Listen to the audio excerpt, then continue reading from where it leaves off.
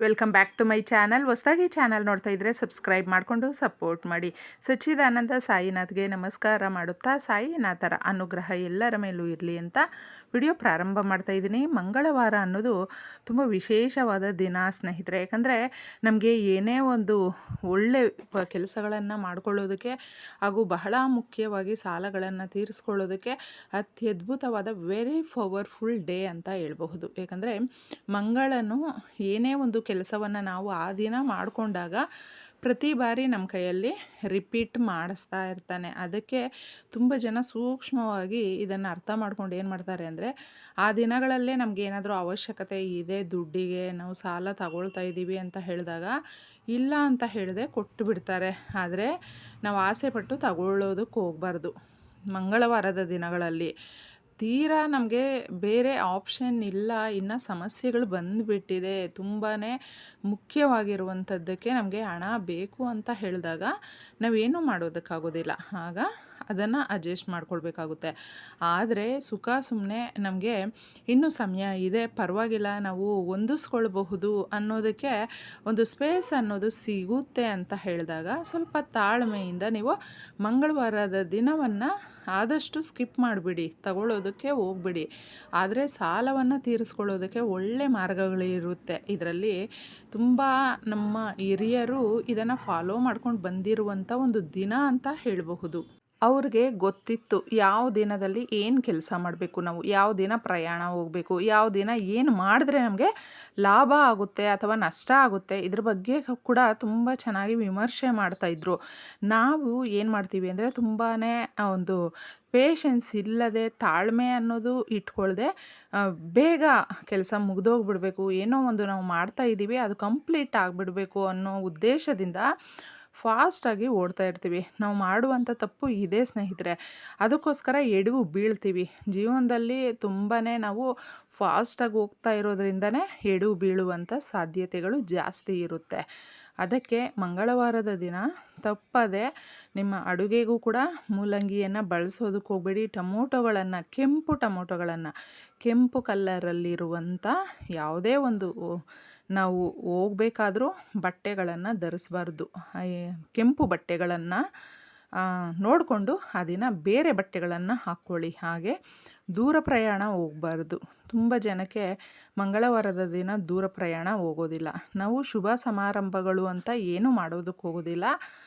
ಆದರೆ ಸಾಲಗಳನ್ನಂತೂ ಆ ದಿನ ಮಾಡ್ಕೊಳ್ಳೋದಕ್ಕೆ ಹೋಗಲೇಬಾರ್ದು. ಸಾಲವನ್ನು ರಿಪೀಟ್ ನೀವು ಆ ದಿನ ಕಾದುಕೊಂಡಿದ್ದು ಕೊಟ್ಬಿಡಿ. ಮೈತ್ರೇಯಿ ಮುಹೂರ್ತ ಎಷ್ಟು ಪವರ್ಫುಲ್ ಇರುತ್ತೋ ಅದಕ್ಕೆ 10ರಷ್ಟು ಹೆಚ್ಚಾಗಿರುತ್ತೆ ಅಂತ ಹೇಳಬಹುದು ಮಂಗಳವಾರದ ದಿನ ಅಂತ. ಸುಮಾರು ಜನಕ್ಕೆ ಒಂದು ಮೈಂಡ್ ಸೆಟ್ ಇರುತ್ತೆ, ಶುಕ್ರವಾರ ಮಂಗಳವಾರ ನಾವು ದುಡ್ಡನ್ನು ಹೊರಗಡೆ ಕೊಡಬಾರ್ದು ಅಂತಂದ್ಬಿಟ್ಟು. ಆದರೆ ಮಂಗಳವಾರದ ದಿನ ನಾವು ಮಾಡಿರುವಂಥ ಸಾಲಗಳಿರುತ್ತಲ್ವ, ಅದಕ್ಕೆ ದುಡ್ಡನ್ನು ಕೊಡಬಹುದು, ಅಂದರೆ ಸಾಲವನ್ನು ತೀರಿಸಬಹುದು. ತುಂಬ ಚೆನ್ನಾಗಿರುತ್ತೆ.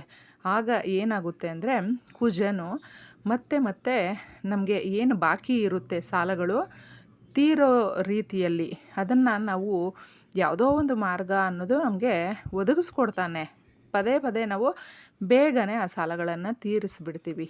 ಇದು ನಿಜವಾಗ್ಲೂ ಎಷ್ಟೋ ಜನ ಮಾಡಿಕೊಂಡು ಒಳ್ಳೆ ರಿಸಲ್ಟನ್ನು ಕಂಡುಕೊಂಡಿದ್ದಾರೆ. ಅದಕ್ಕೆ ನಿಮಗೆ ಏನಾದರೂ ಸಾಲಗಳಿದ್ದರೆ ಇನ್ನೊಂದು ಮಾರ್ಗ. ತುಂಬ ಜನಕ್ಕೆ ಸಾಲವನ್ನು ನಾವು ತೀರಿಸಬೇಕು ಅನ್ನೋದು ಇದೆ, ಆದರೆ ದುಡ್ಡು ಏನೇ ಪ್ರಯತ್ನ ಪಟ್ಟರೂ ಕೂಡ ಹೊಂದಿಸೋದಕ್ಕಾಗೋದಿಲ್ಲ ಅಂತ ಹೇಳ್ತಾರೆ ನೋಡಿ. ಅವ್ರುಗಳು ಮುಖ್ಯವಾಗಿ ಈ ಕೆಲಸವನ್ನು ಈ ದಿನ ತುಂಬ ಈಸಿಯಾದಂಥ ಒಂದು ರೆಮಿಡಿಯನ್ನು ತಿಳಿಸ್ತಾ ಇದ್ದೀನಿ.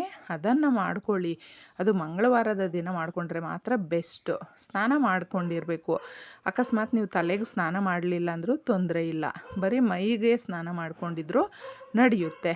ದೀಪ ಹಚ್ಚಬೇಕು ಮನೆಯಲ್ಲಿ. ಈ ಪರಿಹಾರವನ್ನು ಮಾಡಿಕೊಳ್ಳುವ ದಿನಗಳಲ್ಲಿ ನೀವು ನಾನ್ ವೆಜ್ಜನ್ನು ತಿನ್ನಬಾರ್ದು, ನೋಡಿಕೊಂಡು ಮಾಡ್ಕೊಳ್ಬೇಕಾಗುತ್ತೆ. ಕೆಲವೊಂದು ನಾವು ಇದೇ ರೀತಿ ಅನ್ನೋದು ಇರುತ್ತಲ್ವ, ಆ ಥರ ನೀವು ಸ್ನಾನ ಮಾಡಿಕೊಂಡು ದೀಪ ಹಚ್ಚಿಬಿಟ್ಟು ಲಕ್ಷ್ಮೀ ದೇವಿಗಾದರೂ ನಿಮ್ಮ ಇಷ್ಟ ದೇವರಿಗಾದರೂ ಮಂಗಳವಾರ ಆಂಜನೇಯ ಸ್ವಾಮಿ ತುಂಬ ಪವರ್ಫುಲ್ಲು ಕೇಳಿಕೊಂಡಿದ್ದೆ ನೋಡಿ. ಈ ರೀತಿ 5 ರೂಪಾಯಿ ಕಾಯಿನನ್ನು ನೀವು 4 ತಗೊಳ್ಬೇಕು. 5 ಅನ್ನುವ ಸಂಖ್ಯೆ ಮಹಾಲಕ್ಷ್ಮಿಗೆ ಹತ್ತಿರವಾದ ಸಂಖ್ಯೆ. ಇದನ್ನು ನಾವು 5 ಅನ್ನುವ ಕಾಯಿನ್ಸ್ ಅಂದರೆ ₹5 ಕಾಯಿನ್ಸನ್ನು 4 ತಗೊಂಡು ಸ್ವಲ್ಪ ಅರಿಶಿಣ, ಗಂಧ ಎರಡವನ್ನು ಅಷ್ಟಗಂಧ ಇರುತ್ತಲ್ವ ನಮ್ಮ ಮನೆಗಳಲ್ಲಿ ನಾವು ಯೂಸ್ ಮಾಡ್ತಾ ಇರ್ತೀವಿ, ಅದನ್ನು ತಗೊಂಡು ಸ್ವಲ್ಪ ಪೇಸ್ಟ್ ಮಾಡಿಬಿಟ್ಟಿದೆ ಇದಕ್ಕೆ ಹಚ್ಚಬೇಕು. ಅಂದರೆ ಇದನ್ನು ಆ ಬಟ್ಲಲ್ಲಿ ನೀವು ಪೇಸ್ಟ್ ಮಾಡಿ ಇಟ್ಕೊಂಡಿರ್ತೀರಲ್ವ, ಅದರೊಳಗಡೆ ಡಿಪ್ ಮಾಡಿ ಈ ಕಾಯಿನ್ಸನ್ನು ಡಿಪ್ ಮಾಡಿಬಿಟ್ಟಿದೆ. ದೇವ್ರ ಫೋಟೋ ಮುಂದೆ ಇಟ್ಟು ನೀವು ದೀಪ ಹಚ್ಚಿ, ನಮಗೆ ಈ ರೀತಿ ಸಾಲಗಳಿದೆ, ನಮ್ಮ ಸಾಲಗಳೆಲ್ಲ ತೀರಬೇಕು, ಸಾಲಗಳು ತೀರಿ ನಾವು ಕೂಡ ಸಾಲ ಕೊಡುವ ಮಟ್ಟಕ್ಕೆ ಬೆಳಿಬೇಕು. ಅಂದರೆ ನಾವು ಒಬ್ರಿಗೆ ಸಾಲ ಚೆನ್ನಾಗಿ ಕೊಡ್ತಾ ಇದ್ದೀವಿ, ಅದರಿಂದ ರೊಟೇಷನ್ ಬರ್ತಾ ಇದೆ, ಅದನ್ನು ಬೇರೆ ಕಡೆ ಕೂಡ ನಾವು ಇನ್ನಷ್ಟು ಇನ್ವೆಸ್ಟ್ ಮಾಡ್ತಾ ಇದ್ದೀವಿ. ತುಂಬ ಜನ ಈ ಥರ ಮಾಡ್ತಾ ಇರ್ತಾರೆ ನೋಡಿ, ಅದು ಎಲ್ಲ ಅನುಕೂಲ ಇದೆ ಅನ್ನೋ ಥರ ಮಾಡ್ತಾರೆ. ಕೆಲವೊಬ್ಬರು ಏನೋ ಒಂದು ಫ್ರೆಂಡ್ಶಿಪ್ಪು, ಒಂದು ಸಂಬಂಧ ಏನೋ ಒಂದು ಅಡ್ಜಸ್ಟ್ ಮಾಡಿ ಕೊಟ್ಟಿರ್ತಾರೆ, ಅದು ಬೇರೆ ಪ್ರಶ್ನೆ. ಆದರೆ ತೀರಾ ಒಂದು ಬಿಸ್ನೆಸ್ ಅನ್ನೋ ರೀತಿಯಲ್ಲಿ ಮಾಡಿರ್ತಾರೆ ನೋಡಿ, ಅವ್ರುಗಳು ಅದೇ ಜೀವನ ಅಂತ ಕಂಡುಕೊಂಡಿರ್ತಾರೆ.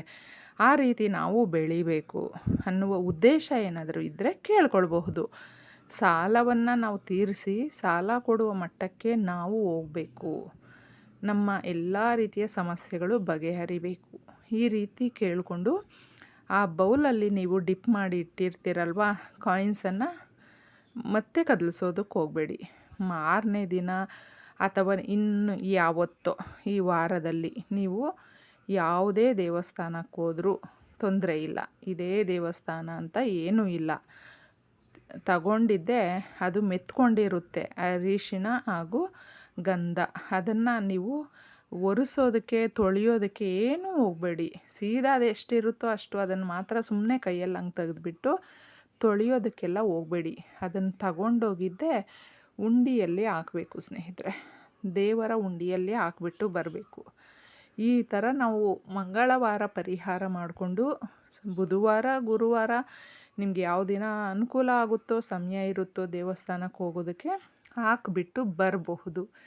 ಈ ಥರ ನೀವು ಮಾಡ್ತಾ ಇದ್ದಾಗ ನೋಡಿ, ₹1 ಆ ₹1ಗೆ ₹2 ಸೇರಿಕೊಂಡ್ರೆ ₹2 ಆಯಿತು. ಆ ಥರ ನಾವು ಸಾವಿರಾರು ರೂಪಾಯಿಗೆ ಇನ್ನಷ್ಟು ಸಾವಿರಾರು ಸೇರಿಕೊಂಡ್ರೆ ಲಕ್ಷಗಳಿಂದ ಕೋಟಿ. ಈ ಥರ ಸ್ಟೆಪ್ ಬೈ ಸ್ಟೆಪ್ ನಮ್ಮ ಜೀವನ ತುಂಬ ಚೆನ್ನಾಗಾಗುತ್ತೆ. ಕ್ರಮವಾಗಿ ಸಮಸ್ಯೆಗಳೆಲ್ಲ ಹೋಗ್ಬಿಡುತ್ತೆ. ಕಷ್ಟಗಳು ಬರಬಹುದು, ಆದರೆ ಅದನ್ನು ಸಾಲ್ವ್ ಮಾಡಿಕೊಳ್ಳುವಷ್ಟು ಶಕ್ತಿಯನ್ನು ನಮಗೆ ದೇವರು ಕೊಡ್ತಾನೆ. ಮನುಷ್ಯನಿಗೆ ನಾವು ಬದುಕಿರುವಷ್ಟು ದಿನ ಸಮಸ್ಯೆಗಳು ನಮ್ಮ ಜೊತೆನೇ ಇರುತ್ತೆ, ಆದರೆ ಅದನ್ನು ಹೋಗಲಾಡಿಸ್ಕೊಳ್ಳುವಷ್ಟು ಶಕ್ತಿ ನಮಗೆ ಬೇಕಲ್ವಾ. ಈ ರೀತಿ ಕೇಳ್ಕೊಳ್ಳಿ ಸ್ನೇಹಿತರೆ. ಬರಲೇಬಾರ್ದು ಸಮಸ್ಯೆಗಳು ಅಂತ ನಾವು ಎಷ್ಟೇ ಕೇಳ್ಕೊಂಡ್ರೂ ಅದು ತಪ್ಪಾಗುತ್ತೆ. ಒಳ್ಳೆಯದಾಗಲಿ ಮಾಡ್ಕೊಂಡು ನೋಡಿ. ಧನ್ಯವಾದ.